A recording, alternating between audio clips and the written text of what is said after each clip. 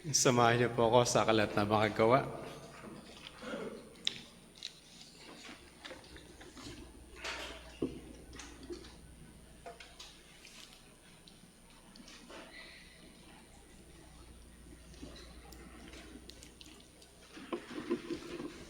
Acts.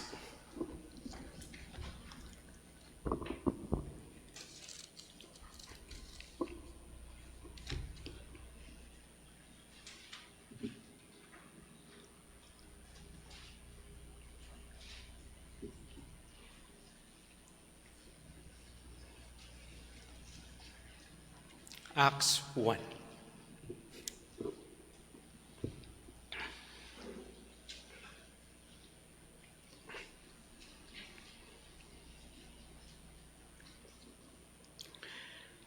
Acts 1, verse 1. In the first book, O Theophilus, I have dealt with all that Jesus began to do and teach, until the day when he was taken up. After he had given commands through the Holy Spirit to the apostles whom he had chosen, he presented himself alive to them after his suffering, by many proofs appearing to them during 40 days and speaking about the kingdom of God. And while staying with them, he ordered them not to depart from Jerusalem, but to wait for the promise of the Father, which he said, "You heard from me, for John baptized with water, but you will be baptized with the Holy Spirit not many days from now." Manalangin po tayo.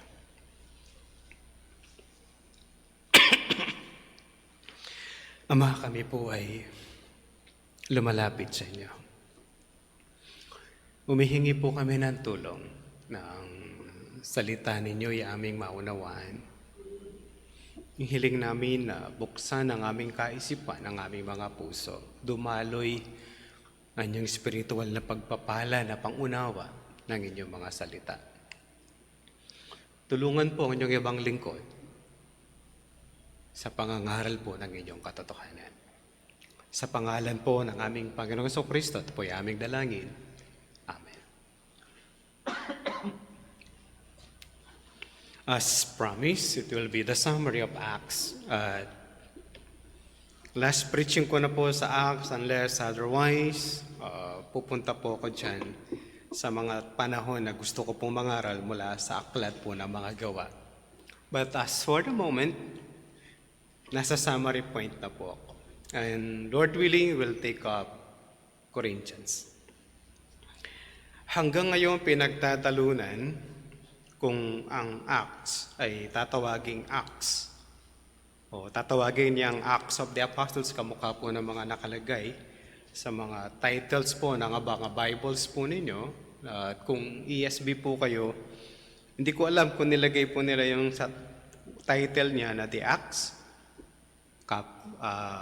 Bold po yung Acts, tapos may nakalagay The Acts of the Apostles.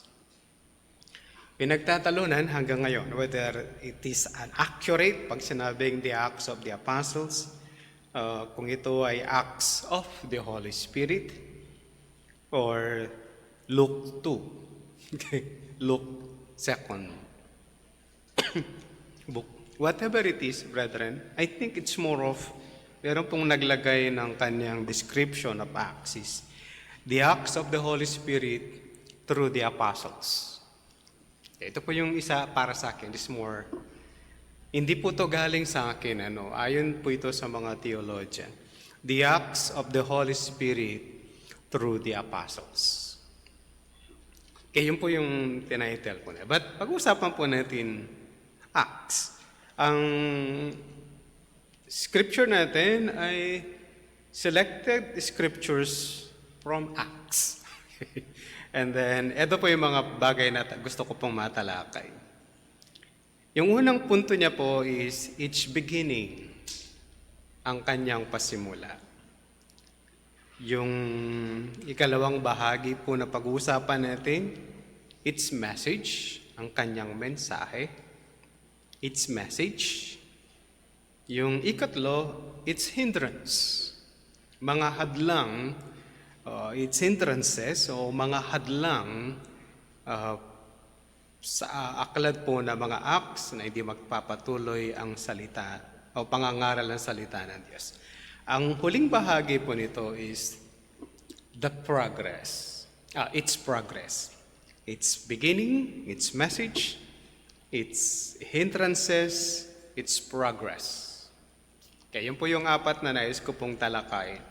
Dahil selected scriptures po yan, at dadaloy po tayo sa aklat po ng mga gawa. Hindi ko po lahat bubuksan yung mga talata na nais ko pang ipabukas dahil sa oras na nakalaan lang sa pangangaral. Kaya meron po tayong bubuksan at merong mga hindi. Ipapaalala ko na lang kung ano po yung mga meron sa mga bagay na yon. Ano pa yung pasimula ng aklat po ng gawa? Anong punto? Ano yung meron? Usually ginagawa ko dito is the beginning and the end. Sa ngayon hindi ko gustong gawin po yan dahil si Dr. Lucas o si Luke ay naglagay po siya ng punto niya kung bakit niya sinulat ang aklat po ng gawa. Kaya hindi po hahanapin ang kanyang main idea dahil yung main idea niya nakalagay mismo at malinaw na isinulat ni Dr. Lucas. Ano yung pasimula kasi nito? Para mas ma-appreciate po natin yung Acts, nice kung tingnan muna natin sandali yung Luke 1. Dahil dito po nagsimula, Luke chapter 1.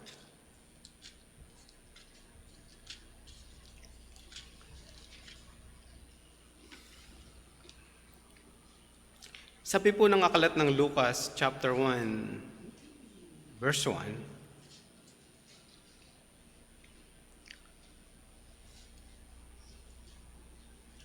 inasmuch as many have undertaken to compile a narrative of the things that have been accomplished among us, just as those who from the beginning were eyewitnesses and ministers of the word have delivered them to us.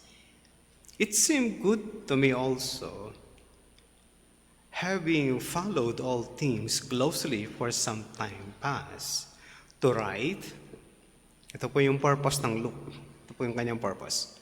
An orderly account for you, most excellent Theophilus, that you may have certainty concerning the things you have been taught. Ito yung kanyang idea o punto ni Luke. Bakit isinulat po ito ni Luke? Isinulat unang-una para kay Teofilo. Tandaan niyo po yung pangalan, Teofilo o Theophilus. Isinulat ito para kay Theophilus for what? For an orderly presentation patungkol sa mga bagay na ituro kay Teofilo. Mga katotohanan na napangyari. Hindi itinatanggi po ni Luke na meron ng binanggit patungkol sa kwentong ito. Sabi niya, meron ng gumawa, meron na nagsulat, at iba-iba po yung kanilang presentation. Si Luke po ang pinakamaraming detalye in terms of sa buhay ng ating Panginoong Jesucristo. Yung iba may detalye for a purpose of it's either they combat o meron silang lalabanan mga turo or gusto nilang i-present si Jesus Christ for a certain group of people, kamukha ng mga Hudyo. Ang Marcos ay sa Gentiles. Gusto nilang i-present, ipakita ang Panginoong Jesucristo para i-deal po nila yung certain issue, pero ipinipresent nila yung kasaysayan. Naisipakita ni Mateo na ang Panginoong Jesucristo ay ang inihintay na Mesaya.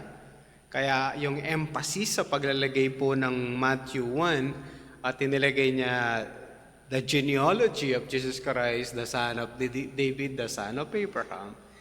Tapos doon sa pag-umusad kayo, inilagay niya mismo doon sa the son of King David. It's so specific yung kanyang pagkakalagay.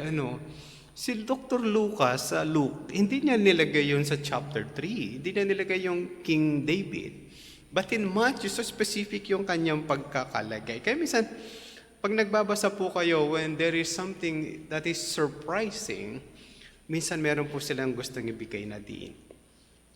Si John, meron siyang gustong i-deal na idea ng Gnosticism na kung saan ang Diyos at ang tao ay di pwedeng sa isang tao.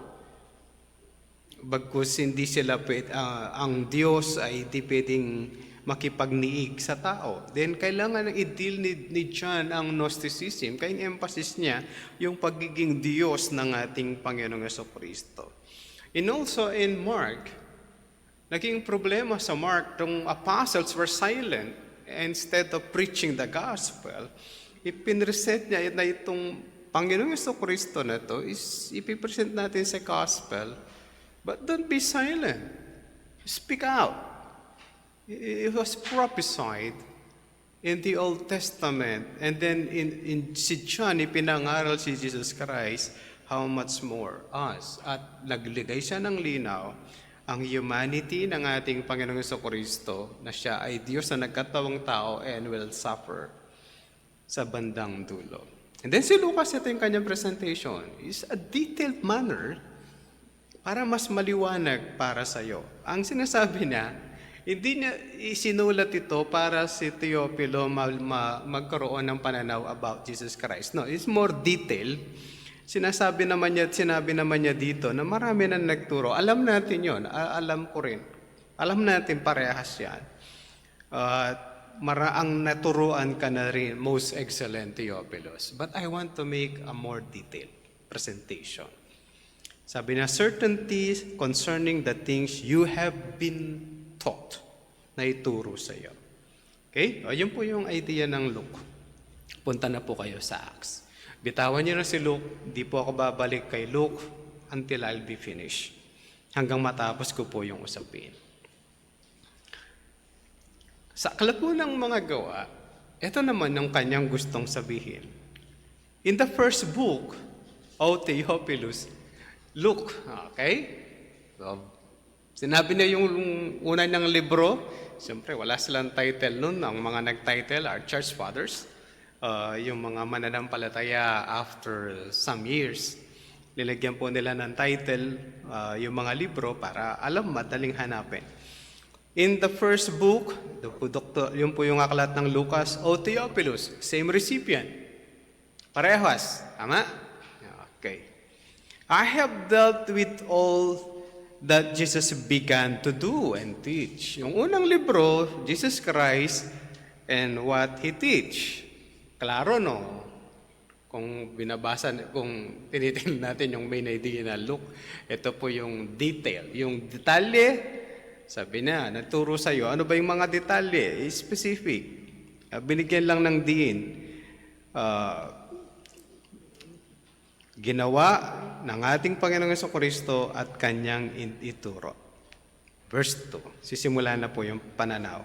Until the day when He was taken up, after He had given commands, meron siyang ibinigay na utos. Ibig sabihin, yung kwento ng Panginoong Jesucristo, yung kanyang ginawa at ang kanyang turo. And this time, O Theophilus, dito sa susunod na bahagi na to, ang sinasabi niya, nagbigay siya ng utos through the Holy Spirit to the apostles whom He had chosen. Ito na ngayon pag-uusapan. Ang pinag-uusapan natin, yung inutos niya sa mga disciples na kanilang ginawa. Klaro yung dating? Ito po yung beginning nito. Ang beginning nito is the command of the Lord Jesus Christ para sa mga apostles through the Holy Spirit. Ang pagkakalagay niya, mga kapatid, hindi dinideny ni Luke ang participation and work of the Spirit through the apostles. Hindi nito sineseparate na it's an acts of the apostles. It is their acts through the working, kahit po sa command, commanded them through the Holy Spirit. Kahit po yung paglaganap po niyan is through the working of the Holy Spirit. Verse 3, He presented Himself alive to them after His suffering by many proofs, appearing to them during 40 days and speaking about the kingdom of God. Okay, yun po yung summary nung pati resurrection ng ating Panginoong Jesucristo. Ang command is they have to stay hanggang dumating po yung Holy Spirit. At yung verse 8. Tingnan niyo po yung verse 8.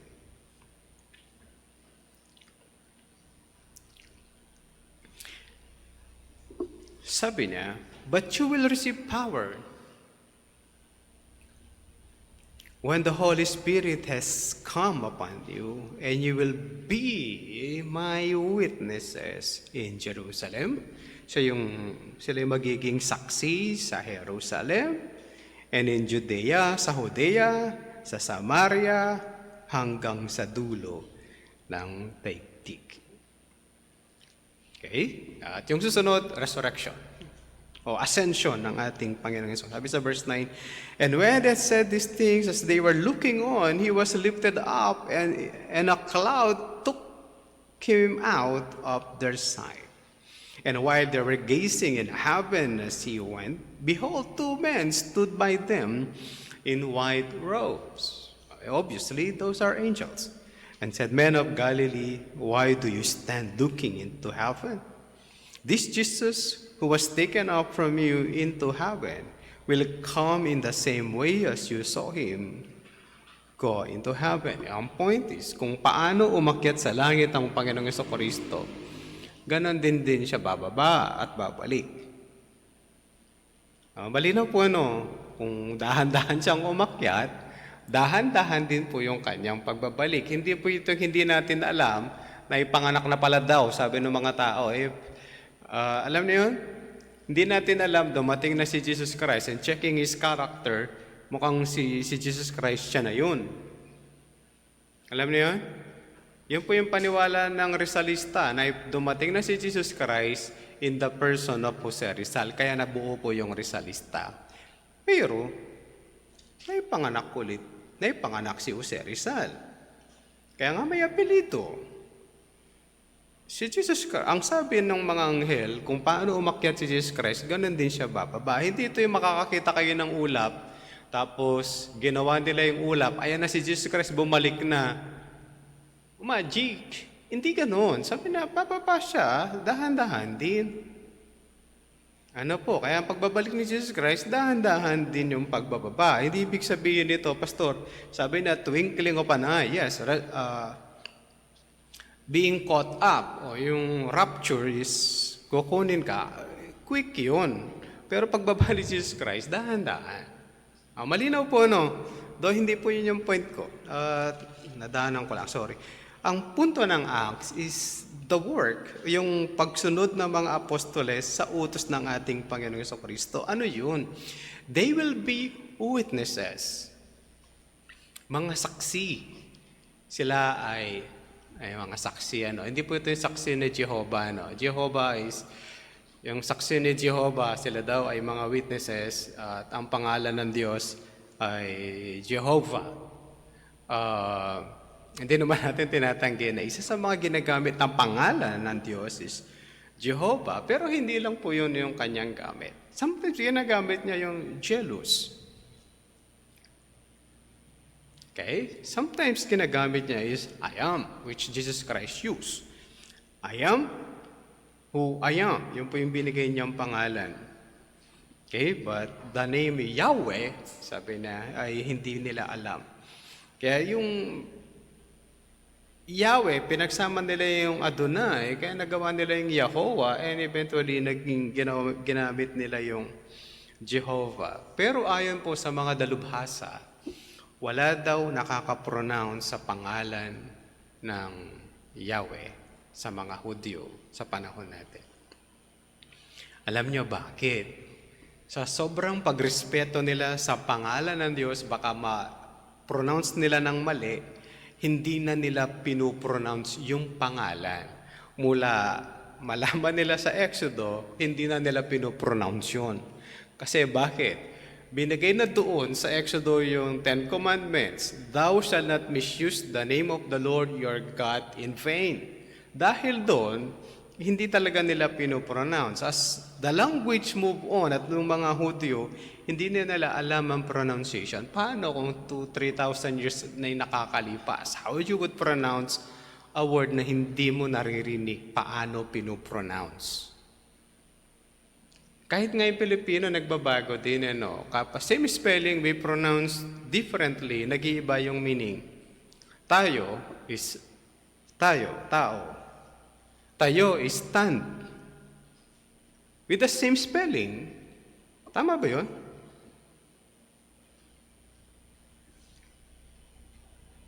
Kaya, pagka sinabi natin yung pangalan ng Diyos, who knows the pronunciation? Ayon sa dalubhasa, wala talaga. Pero ginagamit lang natin yung Yahweh to pasabi natin, ito yung pangalan ng Diyos. But ayon sa mga marami, wala daw po talaga nakakaalam. Anyway, as we move on, ito na po yung witnesses, yung tinatawag nating witness, ito yung anong ituturo ng mga witness. And then we'll go to the message. Ano ba yung message nila? Kasi witness, hindi ko alam kung naka-encounter na kayo ng Jehovah's Witness. Sa dami-dami yung pag-uusapan, ibabalik ka niya sa 144,000 na pupunta sa langit. Pag tinanong mo, gano'n na karaming Jehovah's Witness? More than 144,000 na sila. Tanong, saan pupunta yung iba? Kung 144,000 lang yung pupunta sa langit, sasabihin sa'yo, sila po yung multitude. Naintindihan niyo? Yung 144,000, sila yung Jehovah's Witness na pupunta sa langit. Tanong, gano'n na karaming Jehovah's Witness sa buong mundo? More than 144,000. Nasaan yung sobra dun sa 144,000? Ang tawag nyo, multitude. Hindi ba yung 144,000 is multitude at kasama na sila sa multitude? Bakit hiwalay pa yung 144,000 sa multitude? Hindi ba pinagloloko ng sarili nila pagkakana? Minsan, asar ka, pastor, hindi po. Tingnan nyo, 144,000 ang pupunta sa langit. Yung sobra, multitude. Anong ibig sabihin ba ng multitude? Marami. Sobrang marami, kaya multitude ang tawag. Kung ganun po yun, then I think the 144,000 should be included sa multitude. Pero lang para may defend nila yung 144,000. Ang problema nyo sa 144,000, puro birhen. Wala silang sexual intercourse with anyone. Kaya pag nakakita kayo may anak siya, multitude yon, hindi kasama sa 144. Dapat dalaga na walang sexual interaction. Yan lang po yung problema nun. Kaya paano yung sinasabi nating witness? Anong message? Tapos yung saksi ni Jehovah, dadaling ka na ang pangalan ng Diyos ay Jehovah. Yung kaya yung mensahe ng mga apostoles. Pag-usapan natin at tutuloy na po tayo sa kanila. Chapter 2. Mukhang marami akong sasabihin ng mga talata at marami babasahin. Please join me. Verse 22 ng chapter. Men of Israel, hear these words. Jesus of Nazareth, a man attested to you by God with mighty works and wonders and signs that God did through him in your midst, as you yourselves know. Verse 23. This Jesus delivered up according to the definite plan and foreknowledge of God, you crucified and killed by the hands of lawless men. Anong topic? Ito yung unang pangangaral ng manggagawa ng Diyos na si Pedro. Anong kanyang message? Jesus. At hindi po siya nagbigay ng pangangaral na gano'n lang po sa kasimple. He's quoting lines from the Old Testament. Ang punto nito is, dalubhasa si Pedro sa paggawa po ng biblical theology. At kinuha niya yung kanyang mensahe mula sa lumang tipan, dinala sa bagong tipan, in-apply sa mga tao kung paano sila mismo ay ang nagpako sa kanilang inihintay na tagapagligtas. Balik siya ulit. Genealogy o linya ng ang kanilang hari na si David. In chapter 3, ganon din po yung pangyayari sa istorya. Okay, verse 4 ng chapter 3. And Peter directed his gaze at him as did John and said, "Look at us." And he fixed his attention to them, expecting to receive something from them. But Peter said, "I have the silver and gold, but what I do have I give to you. In the name of Jesus Christ of Nazareth, rise up and walk." Anong mensahe niya kahit po dun sa pagpapagaling ng lame man? Naglilimo sa tapat po ng kanilang templo. It's simply Jesus Christ. Hindi nagbago kailanman ang kanyang mensahe. Verse 11, while he clung to Peter and John, all the people utterly astounded ran together to them in the portico called Solomon. Ang mga tao ay namangha nung makita yung lame man, yung beggar, na lumpo at nakatayo at kasama ni Pedro at ni Juan. Puntahan po yung mga tao sa kanila. And then ano mangyari? Verse 12. And when Peter saw it, he addressed the people, "Men of Israel, why do you wonder at this? Or why do you stare at us as though by our own power or piety we have made him walk? The God of Abraham, the God of Isaac, and the God of Jacob, the God of our fathers, glorified his servant Jesus, whom you delivered over and denied in the presence of Pilate when he had decided to release him. But you denied the holy and righteous one and asked for a murderer to be granted to you. And you killed the author of life, whom God raised from the dead. To this we are witnesses, and his name, by faith in his name, has made this man strong, whom you see and know. And the faith that is through Jesus has given the man this perfect health in the presence of you all. Anong message? Ulit. Una, sa maraming mga Hudyo, sa araw ng Pentecostes, pumunta ulit sa templo si Pedro, may nakita silang nanglilimos na lumpo, at sinabi ang ating Panginoong pangalan ng ating Panginoong Jesucristo. Siya ay tumayo at lumakad at nakita ng mga tao yun. Ulit, mga Hudyo sa templo, nagsilapitan kay Pedro at kay Juan. Anong mensahe ni Pedro? Jesus Christ. Faith. Hindi pagtanggap. It's faith. In Jesus Christ. It never changed. At hindi po nagbabago ang mensahe ng mga apostoles kahit sila ay parusahan, anuman ang gawin ng mga tao sa kanila, remain his message. Chapter 9. Ang kapatid, Peter po ako. Peter. Baka, Pastor, bakit nagmumove ka na agad? It's Peter. Verse 32 and 34.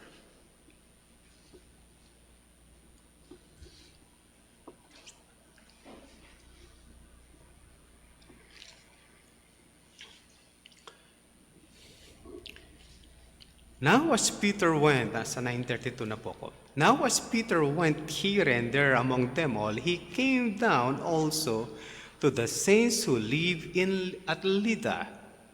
There he found a man named Ananias, bedridden for 8 years. He was paralyzed, and Peter said to Ananias, "Jesus Christ heals you. Rise and make your bed." And immediately he rose. And all the residents of Lydda and Sharon saw him, and they turned to the Lord. Saan siya nandoon? Mga kapatid, nasa Lida, nandun sa lugar ng Sharon. Ano ang ginawa? Nangaral. Ano ang message? Jesus Christ. Hindi po nagbabago ang naisituro ni Pedro. Chapter 10. Kwento ito ni Cornelio. Kasi nag-preach ko naman na. At ang kwento is isang hentil at nakarinig ng salita ng Diyos. Verse 34. So Peter opened his mouth and said, "Truly I understand that God shows no partiality, but in every nation anyone who fears him and does what is right is acceptable to him." Verse 36. As for the word that he sent to Israel, preaching the good news of peace through Jesus Christ. Saan siya napunta? Nandun siya kay Cornelio. Ipapangaral ang salita ng Diyos. Alalahanin po natin yung kwento ay yung unang bahagi ng the beginning of the message. Sila, ang Panginoong Jesucristo ay inutusan sila through the Holy Spirit na sila ay magiging saksi. Saksi sa alin? Pasaksi sila patungkol sa ating Panginoong Jesucristo sa aling lugar mula Jerusalem, sa Judea, sa Samaria at gayon din sa Gentiles o sa dulo ng mundo. Mga kapatid, ang mensahe pa rin nila ni Pedro, Jesus Christ. Chapter 7.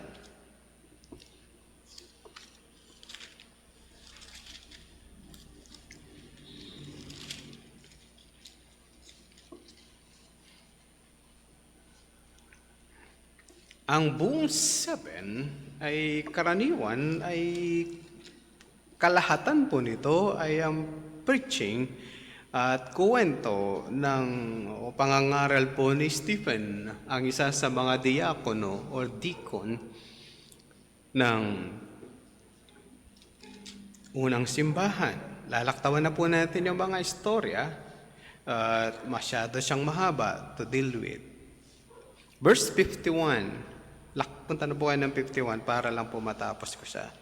Sabi niya in 51, "You stiff-necked people, uncircumcised in heart and ears, you always resist the Holy Spirit, as your fathers did, so do you. Which of the prophets did your fathers not persecute? And they killed those who announced beforehand the coming of the righteous one, whom you have now betrayed and murdered. And you received the law as delivered by angels, and did not keep it." Anong punto ng mensahe ulit ni Stephen sa Jerusalem? Ang gospel, ang Panginoong Jesucristo. Hindi sila nagbabago. Ito din po yung kanilang istorya. Chapter 8. Pupunta po tayo sa kwento ni Stephen, ni Philip. Si Philip ay mangangaral sa lugar po ng Samaria, verse 4 ng chapter 8. Now those who were scattered went about preaching the word. Philip went down to the city of Samaria, proclaimed to them the Christ. Nagpatuloy ang pangangaral ng salita ng Diyos. Pastor, Peter, okay, si Peter, Jesus Christ yan. Pero si Stephen, Jesus Christ. Si Philip, na isa rin sa mga deacon, ay nangaral. Anong mensahe niya sa Samaria? Jesus Christ. Pa rin. Susunod na bahagi ng kwento ni Philip, and then bigla na siyang ililipat ng banal na espiritu. Ito po yung ito yung nawawala, pumunta sa isang lugar tapos nawala. Si Philip po yon. Hindi si Sangre. Okay. Si Philip. Kung meron pong nag-teleport, si Philip po yon. Kapag binasa niyo yung istorya, bigla siyang nandun sa karwahe. Tapos, pagkatapos niyang i-baptize yung Ethiopian eunuch, nawala siya ulit. Pero naghahanap po kayo ng nawala at nalipat sa ibang lugar na instant, si Philip po yun. Pastor, pwede bang mangyari yon? Nangyari nga kay Philip, ano, mag-uaaway pa ba tayo? Nangyari nga eh. Kung basahin niyo po ulit, baka nagkakamali naman ako. Just read chapter 8 again. Kung paano siya inilipat ng Diyos.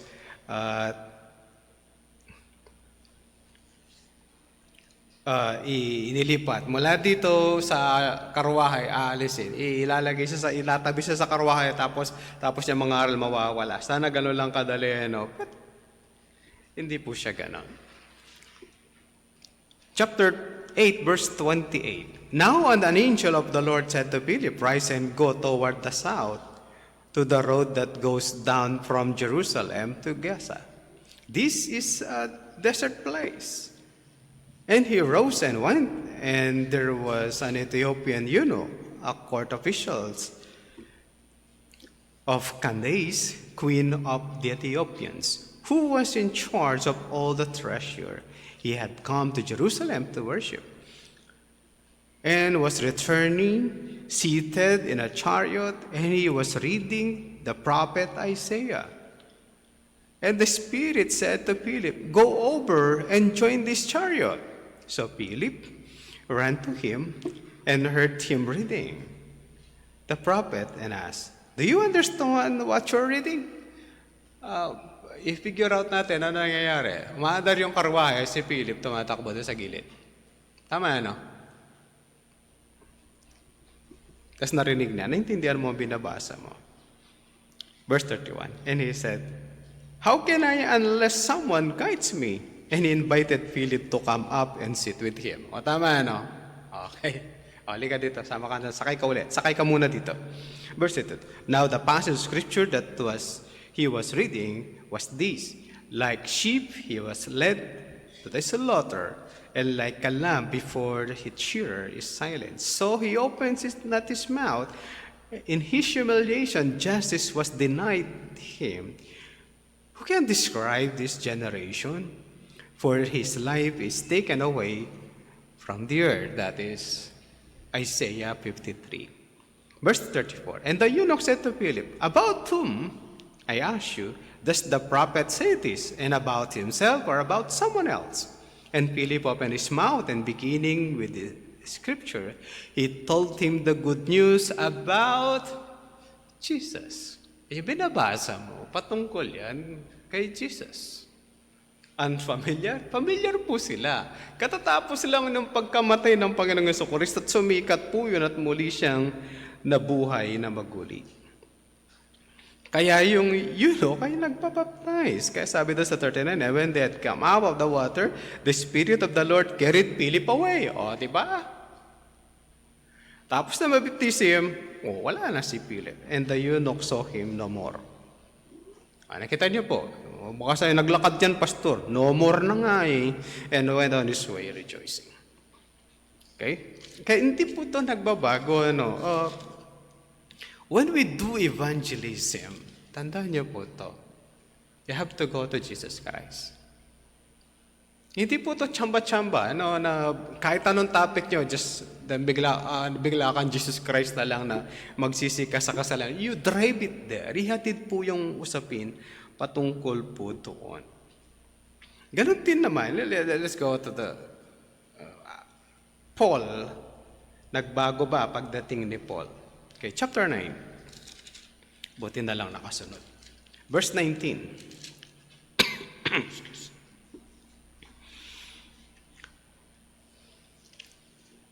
And taking food, he was strengthened.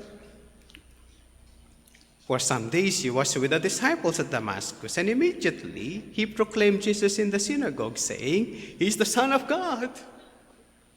Mga kapatid, ito na, bagong convert. Nag-cross sila na langdas ng Diyos habang siya naglalakad, and here he comes. Si Saul o si Paul. Ang pangarang-aral niya, anong kinukwento sa kanyang mga nakikinig o sa mga nakikinig sa kanya, Jesus Christ. He is the Son of God. It changed. Hindi po siya nagbabago kahit kailan. Chapter 13. Bibilis na po ako.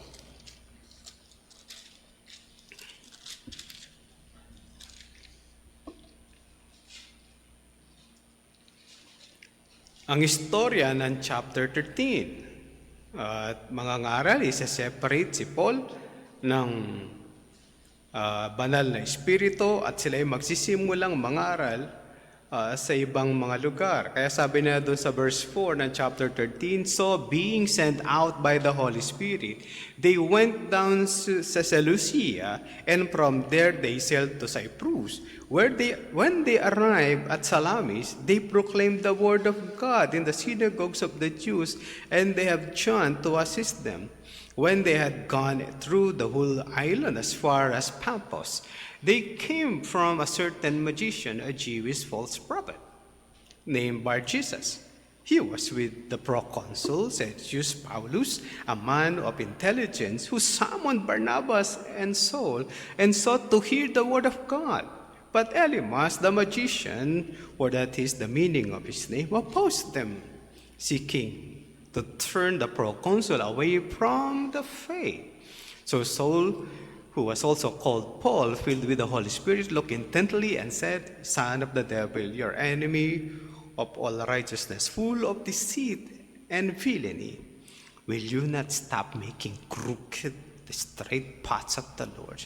And now, behold, the hand of the Lord is upon you, and you will be blind and unable to see the sun." Ito po yung pangyayari. Verse 12, "And the proconsul believed when he saw that had occurred, for he was astonished at the teaching of the Lord." In Pisidia, yun po yung susunod na nakatitle sa mga Bibles po ninyo, verse 22, "And when he had removed him, he raised up David to be their king, of whom he testified and said, I have found in David the son of Jesse, a man after my heart, who will do all my will. For this man's offspring God has brought to Israel a Savior, Jesus, as He promised." At magtutuloy-tuloy po yan, mga kapatid. Ang mensahe ni Apostol Pablo ay iisa. Kahit po nakarating siya sa Rome. Lalampasan ko na po yung iba, chapter 28. Verse 23. Kausap niya mga Hudyo na bumisita sa kanya, hindi na mga simple mga leaders, together with some of the Jews. Verse 23 ng Acts 28. "When they had appointed a day for him, they came to him at his lodging in greater numbers. From morning till evening, he expounded to them, testifying to the kingdom of God and trying to convince them about Jesus, both from the law of Moses and from the prophets." Saan niya sila hinatid? Jesus Christ pa rin. Ito po yung mensahe na meron. Beginning, there's a command na sila ay maging witness. Saan sila witness? And that is the message. Yung mensahe nila ay ipapangaral ang ating Panginoong Jesucristo. Tandaan po natin, kung meron tayong ipinapangaral, ibabahagi is Jesus Christ. Hindi po to health and wealth. Kayo ay mawawala ng... meron silang maling pananaw when they say, ikaw ay pagagalingin sa kasalanan, at kasalanan daw ang dahilan kung bakit tayo may sakit. Dahil paggaling ka na sa kasalanan, mawawala na yung mga sakit. It's a misunderstanding na may penalty patungkol sa sin na nagawa po natin. Ang nawawala ay yung pagtrato at pagtingin ng Diyos sa iyo mga kasalanan through Jesus Christ. Kaya yung karamdaman, kapag di ka pinagaling ng Diyos, habag ng Diyos yun na umuwi ka na. Kapag pinagaling ka niya, gagamitin ka pa niya to be a witness sa mundong ibabaw. Kaya hindi po ito yung, Pasto, yan, may nagawa sa akin yan, kaya may kliyang kanyang buhay. Di ba mas masaya siya, nakauwi na siya? Pag maaga kang namatay, maaga kang makakasama ang Diyos. Tama ba yun? Tama, di ba? Kapag late kang namatay, gagamitin ka pa ng Diyos sa balat ng lupa. Kaya ano sabi ni Paul? For me to live is Christ and to die is gain. Kung mabubuhay pa siya sa mundo for the glory of Christ at maglilingkod pa siya dito, pag siya namatay, gain. O di pag namatay pala yung tao, gain. Bakit mo sasabihin, magang namatay yan kasi may ginawang kalokohan dito sa gain sa kanya yun. You will be with God.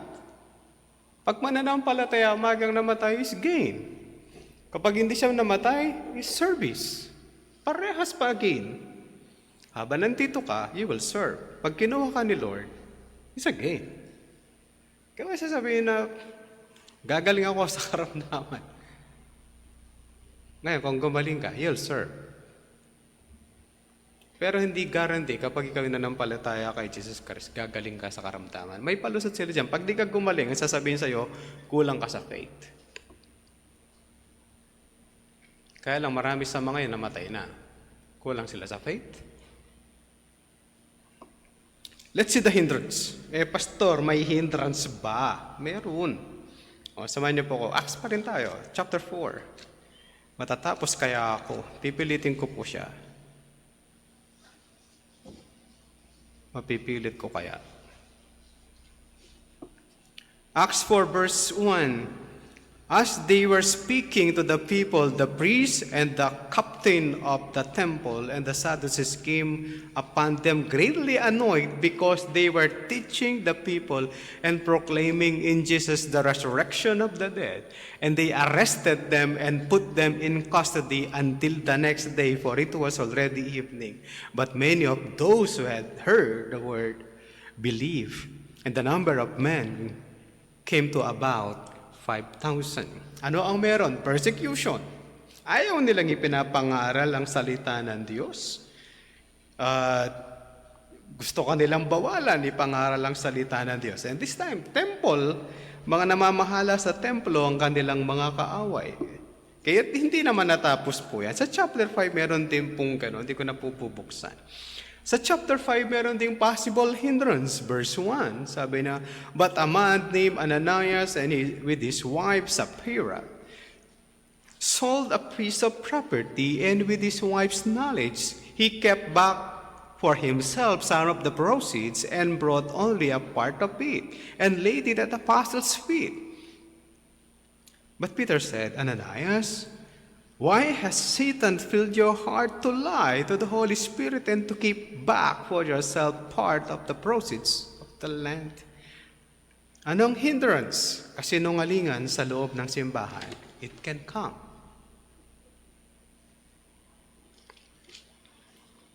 Chapter 6. Ano ang possible hindrance? Verse 1 in chapter 6. Now in those days, men with disciples were increasing in number. In those days, when the disciples were increasing in number, a complaint by the Hellenes arose against the Hebrews because their widows were being neglected in daily distribution.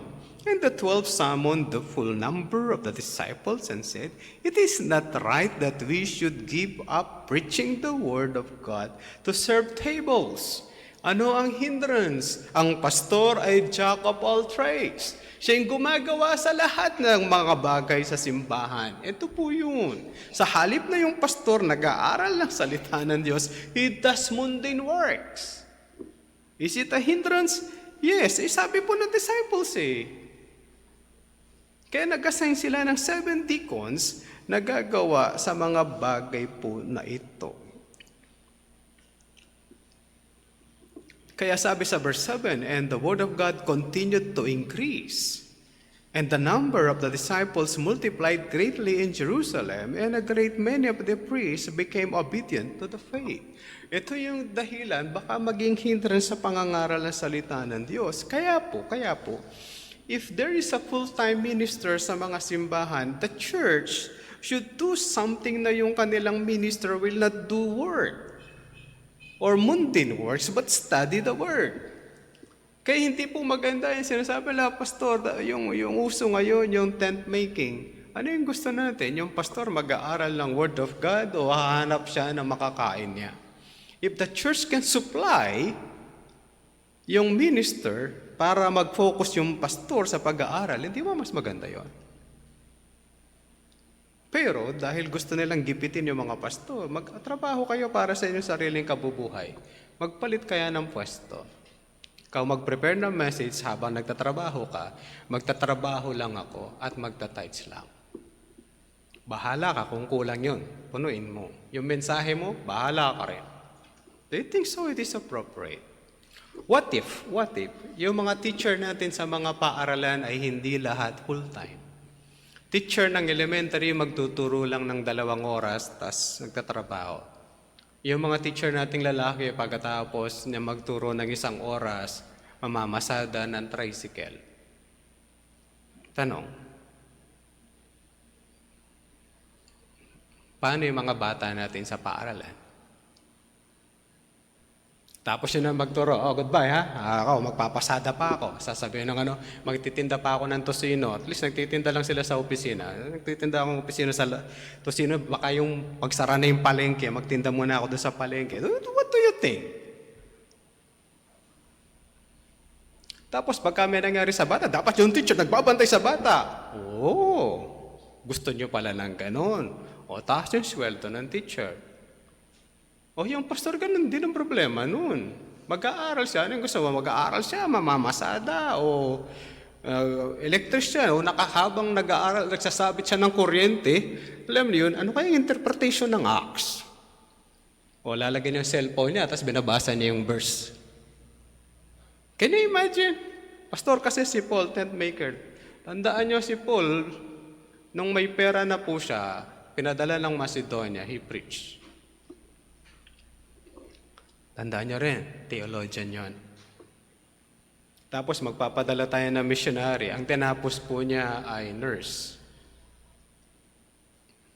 Si Paul, theology. Parehas ba? Halimbawa ako, isusugo, basta graduate ka ng electrical engineering. Okay. Anong background ko sa Bible? Meron kami pinag-aralan sa Bible sa school? Wala. Ang pinag-aralan na paano kami makatipid sa engineering economy. Anong gagamitin na kuryente kapag sa bahay? Anong gagamitin kuryente kapag power plant? Ilang circuit breaker ang ilalagay sa isang mall? Ilang ilalagay sa bahay? Gano'ng karami ilalagay? Anong gagamitin para sa aircon? Etc. etc. Anong kaugnayan sa Bible? Wala. Wala na kaming inaaral sa Bible sa engineering. Sino mga nag-engineering dito? Sabihin nyo sa akin, baka meron kayong pinag-aaralan sa Bible, di ko narinig. Philippine history, world history, ang tao galing sa unggoy na hindi totoo, and we believe the theory. Haka-haka ang Tagalog. Di man nila mapatunayan. Sabi nila, ang mundo daw ay bumabagal ng 1 segundo kada araw, kada taon. Ito nakakatawa. Kung billion of years na ang Earth, gano'n siya kabilis nung nagsimula siyang umikot? O di kung babalik tayo, pabilis po yun. Sabi ng scientist, ngayon alam ko na saan napunta yung mga dinosaur. Sa bilis ng Earth, nagsilipad sila. Pero galing po yun sa theory ng mga scientists. Tapos yung Earth daw, palayo ng palayo sa Earth. 1 inch every year. Tanong, kung billion of years na siya, gano'n siya kalapit sa sun? Nung nagsimula siya, umikot sa sun, di nakadikit, o di sunog lahat.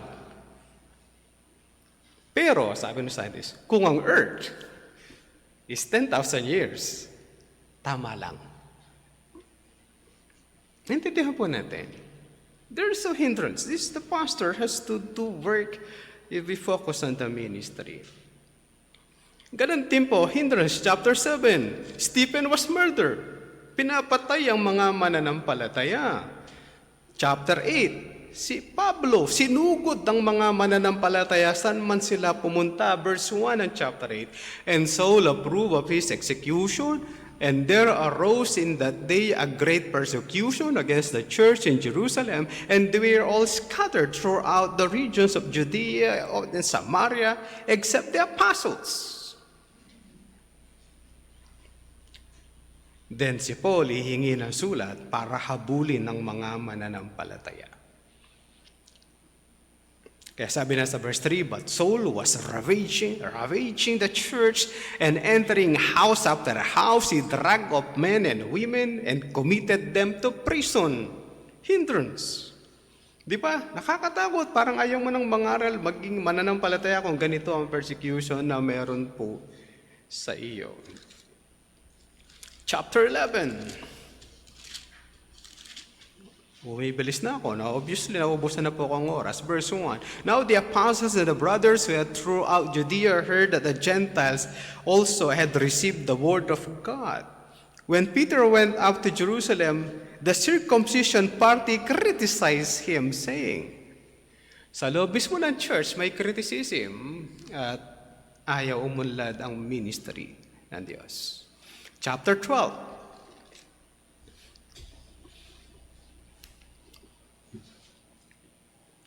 James was murdered. Peter was in prison in verse 6.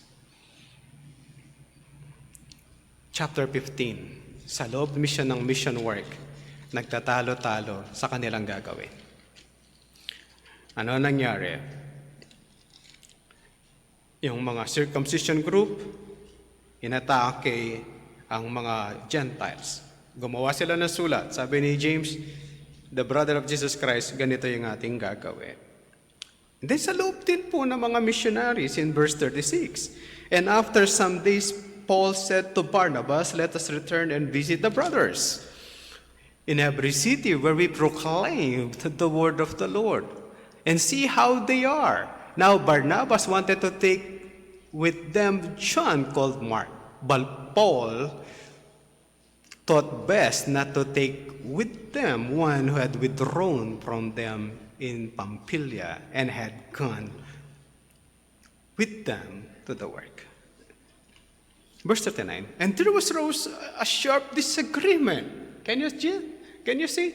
Pastor, hindrance ba yan? Yes. But God works on His sovereignty. Dahil dyan, lalong kumalat ang gospel. But ang punto nito, mga kapatid, nagsakitan niyo magkaibigan at nagkaroon po ng hindrance sa kanilang ministry. Chapter 16, Paul was in prison. And then in chapter 19, hindi po natapos ang persecution sa mga mananampalataya. Verse 11. Chapter 19, verse 11.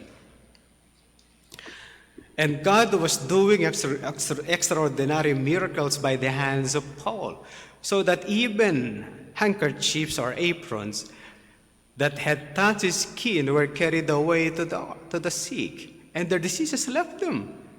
And evil spirits came up out of them. Then of the itinerant Jewish exorcists undertook to invoke the name of the Lord Jesus over those who had evil spirits. I adjure you by Jesus whom Paul proclaims. Pandaraya. Alam niyo yun, yung sinasabi nila sila ay nagpapalayas ng demonyo pero hindi naman. Ginagaya nila yung ginagawa po ng mga apostoles. Meron ba? Nagpapagaling daw sila? Etc. Pagkokopya sa ginagawa ng mga apostoles ng mga ministry. And also, in chapter 19, nagkaroon po ng riot against these apostles. Ito po yung iba't ibang mga hindrances. Pagkopya sa miracle sa ginagawa ng mga apostoles, persecution, gulo sa loob ng simbahan, it can affect. That the gospel progress. That the progress or the gospel did progress. Yes. Nagsimula ang pangangaral ng salita ng Diyos in Jerusalem. And then pumunta sila sa Lydia at Sharon, si Pedro. And then sa chapter 8, familiar tayo sa Samaria. Nangaral, mga kapatid, si Philip. Sabi niya doon sa Acts 4 verse 8, now those who were scattered went out preaching the word. Philip went down to the city of Samaria and proclaimed to them the Christ. Nag-progress? Yes. And then, kumalat pa ang mabuting balita. It did not end, mga kapatid. At nagtuloy-tuloy. At kahit po sa chapter 30, magsisimula na silang magpalaganap ng salita ng Diyos. Sabi na, now, there were in the church at Antioch prophets and teachers, Barnabas, Simeon, who is called the Niger, Lucius, Cyrene, etc. Verse 2. While they were worshiping the Lord and fasting, the Holy Spirit said, set apart for me Barnabas and Saul for the work of which I called them. Then they will be sent off. Kaya nagsimula silang mangaral. At nagsimula lahat yan, mga kapatid, sa persecution na ginawa ni Apostol Pablo. And then nagsimula sila on their missionary journeys. First, second, third missionary journeys. And then, Acts 28. Bumilis na po ako masyado. Nakarating si Paul sa Rome. Cornelius, the first pasimula ng Gentiles, pero hindi talaga siya is the Ethiopian eunuch. But yung klaro na pagbaba po ng Banal na Espiritu did happen sa pamilya po ni Cornelio. Pero yung makarinig ng mabuting balita, mga kapatid, is the Ethiopian eunuch. At yun po isa sa halimbawa. And then in verse 28 ng Acts 28, therefore let it be known to you that this salvation of God has been sent to the Gentiles. They will listen. Verse 13.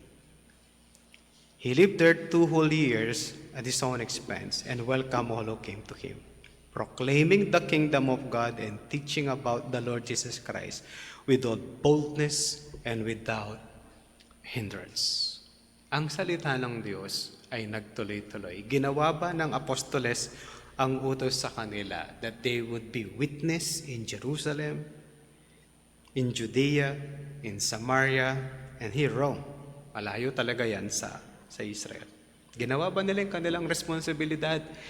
Yes. It is the work of the Spirit. Kaya, mga kapatid, ang Acts ay kwento ng gawa ng banal na Espiritu sa pamamagitan ng mga apostoles. Anong mensahe? Jesus Christ.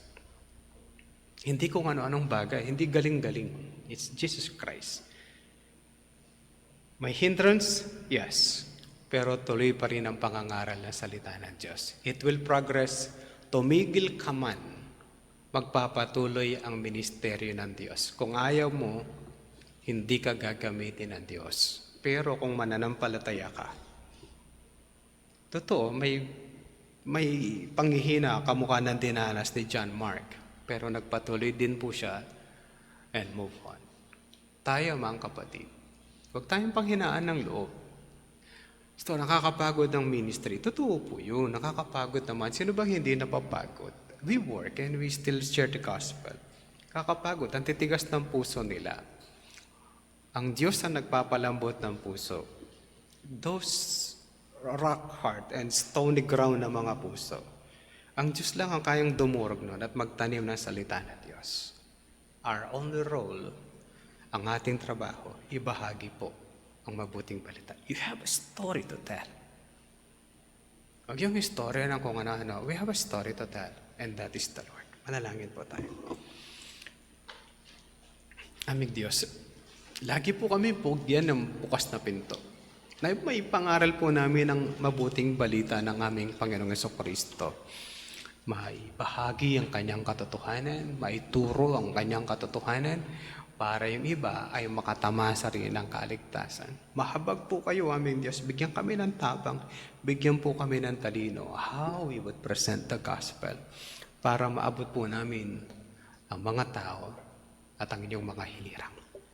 Sa pangalan po ng aming Panginoong Jesucristo, ito pong lahat ang aming dalangin.